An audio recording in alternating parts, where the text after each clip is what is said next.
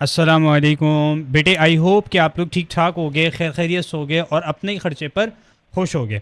This is our lecture number 6 अल्हम्दुलिल्लाह related to exercise number 1.2 of complex numbers. I hope so कि ये lecture series आपको काफ़ी पसंद आ रही होगी, आपके डाउट्स, आपकी क्वेरीज रिजॉल्व हो रही होंगी। और मेरा बच्चा, मैं उम्मीद करता हूँ कि आप इन लेक्चर्स को और चैनल को अपने सर्किल में भरपूर तरीके से शेयर अप कर रहे होंगे। और बेटे, जितने भी सोशल मीडिया प्लेटफॉर्म्स हैं सब पर मेरे साथ कनेक्ट हो जाएं, और तमाम सोशल मीडिया प्लेटफॉर्म्स की लिंक्स मैंने डिस्क्रिप्शन बॉक्स में अटैच कर दी है। देखिए, मैं इस लेक्चर के अंदर हमने क्वेश्चन नंबर 6 को डिस्कस करना है और मेरा बच्चा भरपूर तरीके से समझना है। ठीक हो गया जी। इसके जितने भी पार्ट्स हैं बेहतरीन तरीके से इसको समझेंगे और लाइफ टाइम के लिए ये टॉपिक क्लियर करेंगे इंशाल्लाह। ठीक है जी। देखिए, मैं क्या कह रहा है, कि ना represent the numbers in the complex plane. भाई सिंपल सी बात कर रहा है। देखो, आपके पास ना सीन क्या है, सर ये आपके पास कॉम्प्लेक्स प्लेन क्या कहलाता है, कॉम्प्लेक्स प्लेन क्या कहलाता है। ठीक है सर, ये कॉम्प्लेक्स प्लेन क्या है। फर्स्ट ऑफ ऑल ये समझिएगा, ये समझिएगा मेरा बच्चा, एक बात अपने जहन में रखिएगा। आप अपनी किताब उठाएंगे तो आपको अपनी किताब में क्या मिलेगा कि कॉम्प्लेक्स प्लेन को आप क्या कहते हैं। आप एक प्यारा सा नाम और देते हैं, इसको आप क्या कहते हैं, इसको आप ये भी कहते हैं दी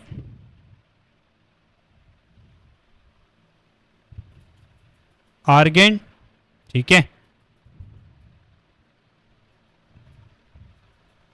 डायग्राम। ठीक हो गया जी।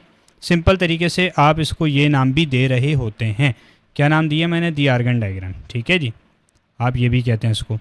अच्छा सर, ये तो आपने नाम बताया कि इसको ये भी कहते हैं, लेकिन सर हमें क्लियर नहीं हुआ कि ये क्या बल है। ठीक है, कॉम्प्लेक्स प्लेन या फिर आर्गन डायग्राम, ये क्या है।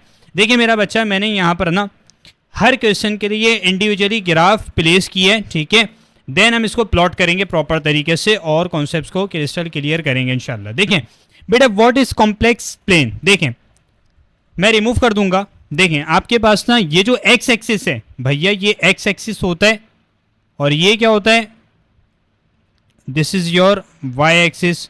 ठीक है, ये तो आपके पास सिंपल तरीके से हो गया जब आपने नंबर्स को रिप्रेजेंट करना है।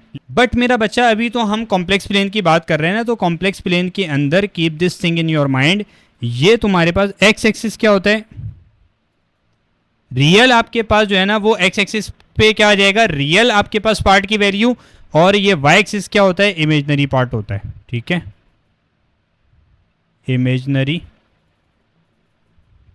पार्ट।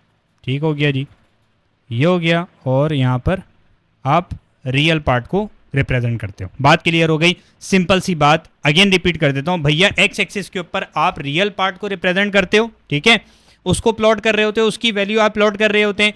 सिमिलरली आपके पास वाई एक्सिस के ऊपर इमेजिनरी पार्ट की वैल्यू को प्लॉट कर रहे होते हो। बात क्लियर हो गई।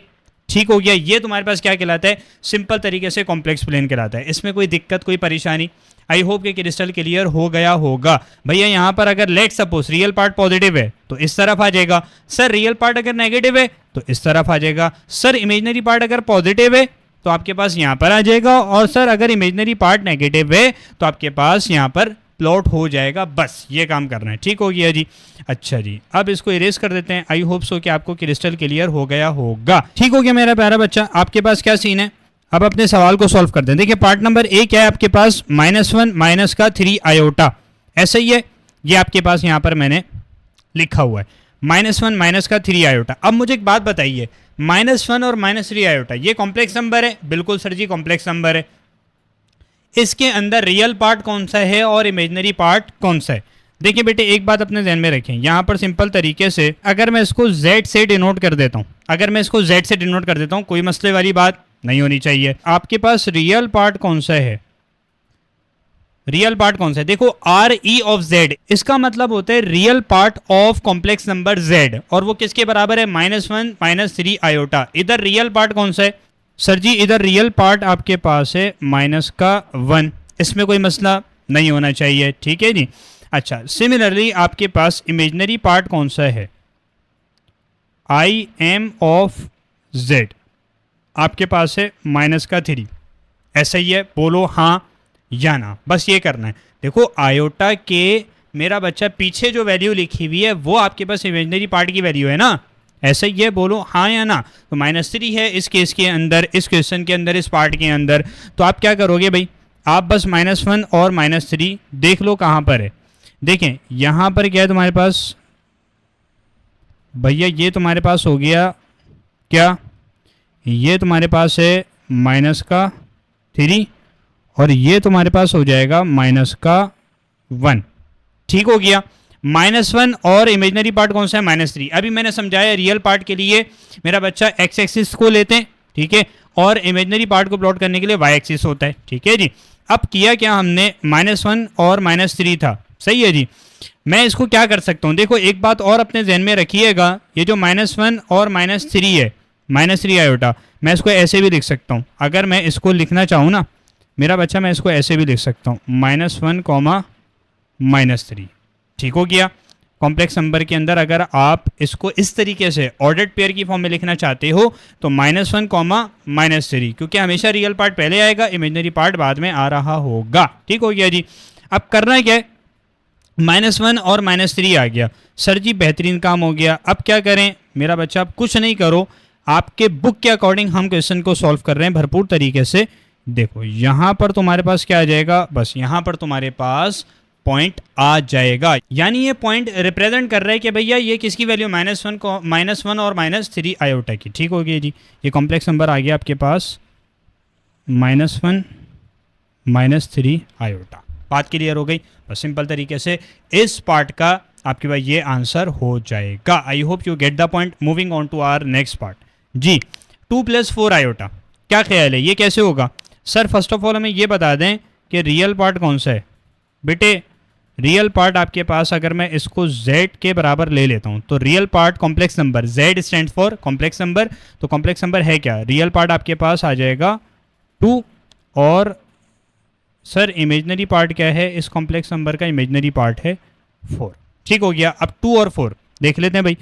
आपके रियल पार्ट कहाँ पर आता है, x एक्सिस पर, इमेजिनरी पार्ट y एक्सिस पर। तो भाई आपके पास यहाँ पर आएगा क्या, यहाँ पर आएगा तुम्हारे पास 2, सही है। और 4 आपके पास ले लेते हैं, 1 2 3 4, यहाँ पर 4 आ गया। सर पॉइंट कहाँ पर प्लेस करना है, देखें यहाँ पर मार्क कर दूंगा मैं। ठीक हो गया। तो 2 और आपके पास 4 आ जाएगा। तो सिंपल तरीके से हम क्या कह सकते हैं, हम बोल सकते हैं ये है 2 + का 4 आयोटा।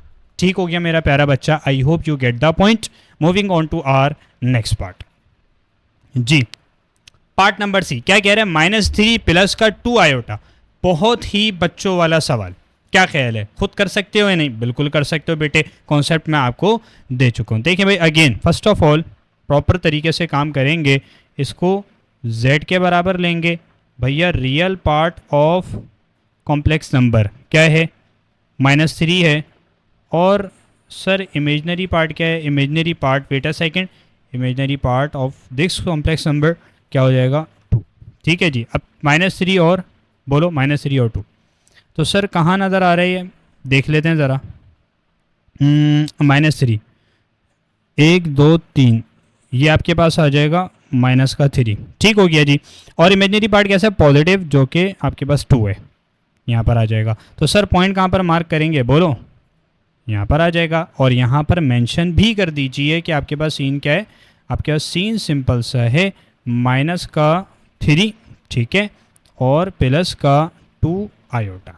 काम खत्म यहाँ पर। ठीक हो गया जी। Moving on to our next part जी। बेटे 2 - 3 आयोटा, इसको कैसे करेंगे सर, ये कैसे होगा। अरे भैया आपके पास रियल पार्ट क्या है, इसको z के बराबर अगर मैं ले लेता हूँ, और इमेजिनरी पार्ट क्या है, देखिए रियल पार्ट तुम्हारे पास है 2 और ये है -3, क्या हो जाएगा बोलो, 2 और -3, ये तो आ गया तुम्हारे पास मेरा बच्चा 2, सही है, और -3 1 2 3 -3 यहाँ पर आ जाएगा। तो तुम मुझे एक बात बताओ, पॉइंट कहाँ पर मार्क करूँगा, यहाँ पर। ठीक हो गया जी, यहाँ पर हो जाएगा। और इसको हम मेंशन कर देंगे यहाँ पर कि भाई ये है क्या 2, बोलो 2 है -3 आयोटा। बस काम खत्म। Moving on to our next part जी। बेटे 2 आयोटा। लो जी, इसके अंदर तो सर जी हमारे पास रियल पार्ट है ही नहीं। बेटा है, लेकिन क्या है, ये देखो रियल पार्ट है, ऐसा मत बोलना कभी। ये कॉम्प्लेक्स नंबर है या नहीं है? सर बिल्कुल है। ठीक है, ये प्योर इमेजनरी है, ऐसा ही है, बोलो हाँ या ना। मैं पढ़ा चुका हूँ इंट्रोडक्टरी लेक्चर के अंदर, भरपूर तरीके से कॉन्सेप्ट दिए थे।